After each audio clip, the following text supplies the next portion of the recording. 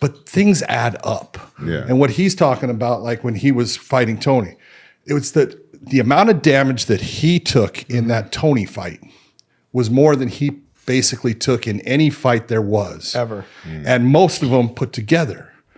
And Tony's the same thing when he fought Justin Gaethje. Tony took more damage in that one fight than he took in his entire career up to that point. And it had an effect. And you could see from that point, he started to slow down and he couldn't take the same shots. And then he got, kicked by Michael Chandler and knocked out, big. And those things, it's like a fine car. It's like it's like an Eleanor Mustang, right? You can only keep it good as long as you're not crashing it.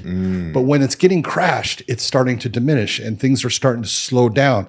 And you'll see the same things, but you can't react to the same things. It's different. Yep. And so with Tony, I would love to see Tony take his mentality, take everything that he did in the sport and all the effort he put into it.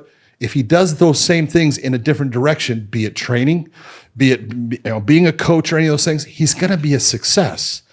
But you got to hang up being the person that's actually stepping into the cage to fight, because at this point he wants good money because that's what he's gotten used to, and I don't blame him.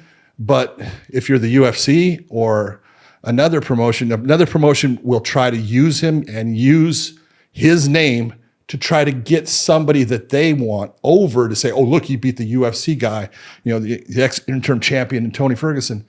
And it's just it's a giant disaster. And I don't want to see it. So I would love to see him take all of that, knowledge that he has, the energy that he has, and just put it in a different direction. And he's going to be a success. Do you think like some fighters that take a lot of damage in one fight, do you think they can like physically heal from that, or do you think it's mental as well? Not at this age. Oh, not at certain age. No, because that was kind of like, that was my fight with Tony that was in my mindset, my exit out. I was like, look, your time has come and gone.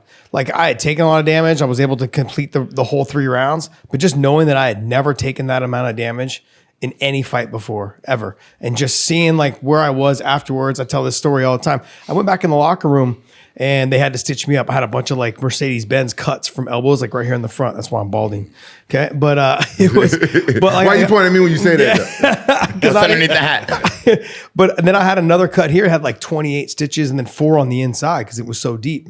So that was all from that one fight. I got into the back and I got into the shower and I was showering. I was in hot water, but I was shivering. So just body was in shock. That was my sign to saying to myself, like, look, this is it. You're done.